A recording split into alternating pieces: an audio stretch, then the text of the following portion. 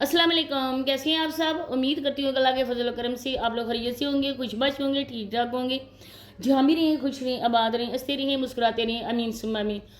आप लोगों के सामने जी मैडम अस्मा की वीडियो आई है। 3-4 दिन हो गए मैं उसकी वीडियोस को तो देख रही थी, लेकिन मैंने उस पर बात नहीं की थी।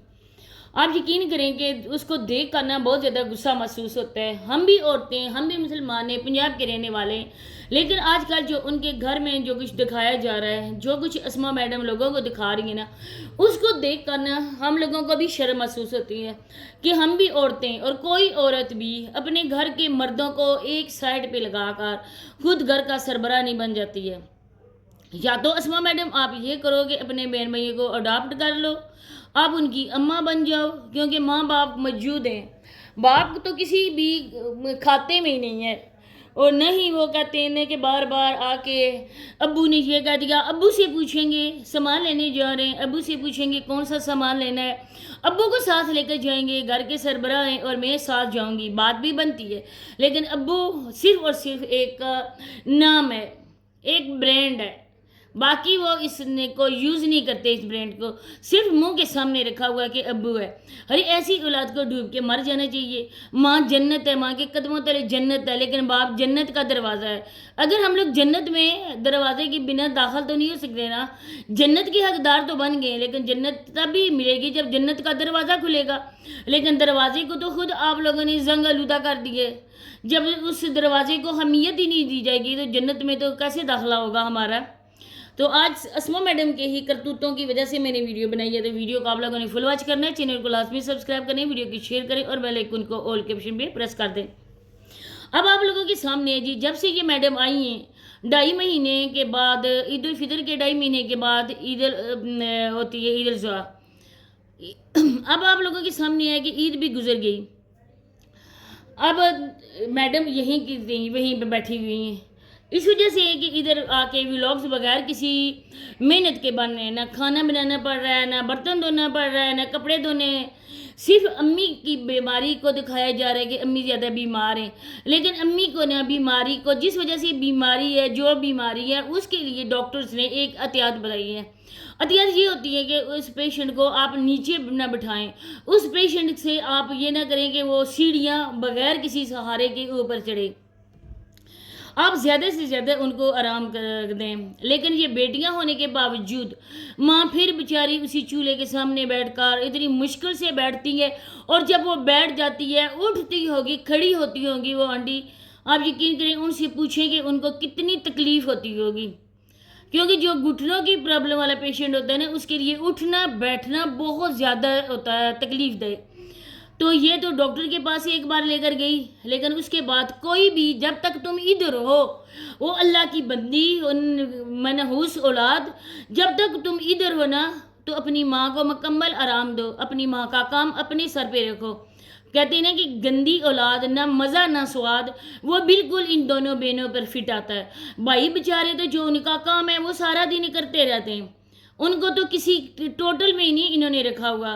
सिर्फ भाई के साथ बाज़ारों के चक्कर हैं, बाइक चलाने के लिए भाई है, पीछे बैठने के लिए बहन है, लेकिन जो एक एहतराम देना चाहिए, जो जिसका हक है उसको देना चाहिए, लेकिन वो नहीं दे रही है। सारा कुछ क्रेडिट ये औरत खुद ले रही है। बाप है घर में, लेकिन बाप की अहमियत ही नहीं है। बाप किधर होता है, कोई घर आता नहीं है, घर का काम हो रहा है। देखें, घर का काम घर के सरबराह के बिना हो ही नहीं सकता है, कोई काम चल ही नहीं सकता है जब तक घर का सरबराह मतलब कि बाप सर पे खड़ा ना हो। और इधर तो बाप सिरे से मौजूद ही नहीं है, और बाप की जगह बच्चों को अडॉप्ट कर लिया, बहन भाइयों को, मैडम अस्मा ने। अब मैडम अस्मा को शर्म बिल्कुल भी नहीं है, हया बिल्कुल भी नहीं है। अगर थोड़ी सी भी शर्म बाकी बच गई ना अस्मा, उसको हाथ मार के ना अपनी तरफ कर लो। अगर वो भाग गई ना तो बिल्कुल तुम्हारे हाथ कभी नहीं आएगी तुम्हारी ज़िंदगी में। अब देखो कि सुबह शाम उन मिस्त्रियों के सामने खड़े होगा। अच्छा जी, एक होता है पेंट, डिस्टेम्पर एक होता है। अब जिस जो भी घर हम लोग लेंटर वाला बनाते, लेंटर जिस पे पड़ता है, उसका जो छत है, पहले तो उसकी छत को रेगमार्क से साफ किया जाता है, उसकी एक हमवार सतह की जाती है, रगड़ के सारा कुछ करके, आसान लफ्ज़ों में मैं बताती हूँ। इसके बाद है ना उसकी फिलिंग की जाती है। فلنگ اے ٹو زی سارے گھر کی فلنگ ہوتی ہے. فلنگ کے بعد اس کے اوپر ڈسٹمبر کا ایک سرسری سا کوٹ ہوتا ہے. اس کے بعد ڈبل، اس کے بعد ٹرپل ہوتا ہے. جتنے بھی کوٹ ہم کروائیں گے اتنا ہی ہوگا. جتنا گڑ ڈالو گے حلوہ تو اتنا ہی میٹھا ہوگا. تو میڈم آ کے لوگوں کو دکھا رہی تھی، دیکھیں ہم نے یہ ایک لیا ہے چھوٹا ڈبہ. تو میڈم ہمیشہ سے نا یہ جو ہوتا ہے نا فلنگ کرنے کے لیے، یہ بالٹیز میں نہیں آتا ہے، یہ ہمیشہ چھوٹے ڈبے میں ہی آتا ہے. بڑی بڑی بالٹیاں ہوتی ہیں ان میں ڈسٹمبر پڑا ہوتا ہے، جو فلنگ کرنے کے بعد آ کے نا وہ کلر والے کلر کرتے ہیں. مختلف قسم کے کلر ہوتے ہیں. اور آپ لوگ تو ایک ایک چیز ایسے دکھا رہے ہو نا جیسے دنیا میں نایاب چیز ہے. اگر آپ اپنی ویورز کو دکھاؤ گے نہیں تو وہ بیچارے اگر یہاں پہ انسٹرکشن کا کام کروائیں گے تو گھر میں وہ کیسے ان لوگوں کو پتہ ہوگا کہ گھر بنانے کے لیے کس کس چیز کا استعمال ہوتا ہے. اللہ کی بندی، اگر تمہیں پتہ ہے تم جا کے مستریوں سے بات کر سکتی ہو، مردوں سے بات کر سکتی ہو، تو لوگوں کے گھر میں الحمدللہ سے مرد ہیں، وہ تو ان مزدوروں مستریوں سے پہلے ہی جانتے ہوں گے نا کہ گھر کی تعمیر کے لیے کن کن چیزوں کی ضرورت ہوتی ہے. لیکن یہ میڈم تو نایاب قسم کا مال ہے. یہ مال سائیوال میں ملتا ہے اور پاکستان میں یہ نایاب ہے. اگر آپ لوگوں نے سیکھنا ہے کچھ تو آپ سائیوال جائیں، فیس پے کریں اور میڈم اسما اور زری سے آپ لوگ سیکھیں. ماں کو اہمیت ہی نہیں ہے، بیچاری کو بٹھا دیا جاتا ہے. اتنی مزے کی چیز بنی ہے نا، اتنی مزے کی. میری امی کے ہاتھ میں اتنا ذائقہ ہے نا، امی صرف اسی وجہ سے ہے. اللہ پاک ان کو سلامت رکھے. میری امی جی کے ہاتھ میں بہت ذائقہ ہے. میں نے امی جی کے سوٹ پریس کر دیے ہیں. ارے بابا امی جی کے ہاتھ بہت سلامت ہے، اللہ پاک ان کو زندگی صحت دے، وہ خود کر لیں گی. وہ تم جیسی ہڈ حرام قسم کی بیٹیوں کی محتاج نہیں ہے. اب میڈم نے گیسٹ ہاؤس دکھایا ہے. گیسٹ ہاؤس بنے گا اور اس میں کیا کیا چیز لگے گی. خدا کا واسطہ ہے اس گھر کا پیچھا چھوڑ دے، آرام سکون کے ساتھ اپنے سسرال چلی جا. باقی جو بھی کام ہے اپنے باپ اور بھائیوں کو کرنے دے. تم اس گھر کی دادی اماں بننے کی کوشش نہ کر. سب عورتوں کو تو نے بدنام کر کے رکھ دیا کہ عورتیں اگر بساب اختیار ہو جائیں تو گھر والوں کو وہ جوتے کی نوک پہ رکھتی ہیں. وہ کسی کو سمجھتی نہیں ہیں، کسی کو خاطر میں نہیں لاتی ہیں. اگر قسمت سے تمہیں اچھے سسرال والے مل گئے، اچھا شوہر مل گیا تو ان کی قدر کرو. آج کل لوگوں کو بدلتے ہوئے کوئی ٹائم نہیں لگتا ہے. سب کے رشتہ دار ہوتے ہیں، ہر قسم کے کان بھرتے ہیں، ہر قسم کی باتیں ہوتی ہیں. جس طرح سے تو ان کے عزت کا جنازہ نکال رہی ہے، جس طرح سے سسرال والوں کی عزت کا جنازہ سرے عام نکلتا ہے نا، ابھی تو وہ شریف ہیں تمہیں کچھ کہتے نہیں ہیں.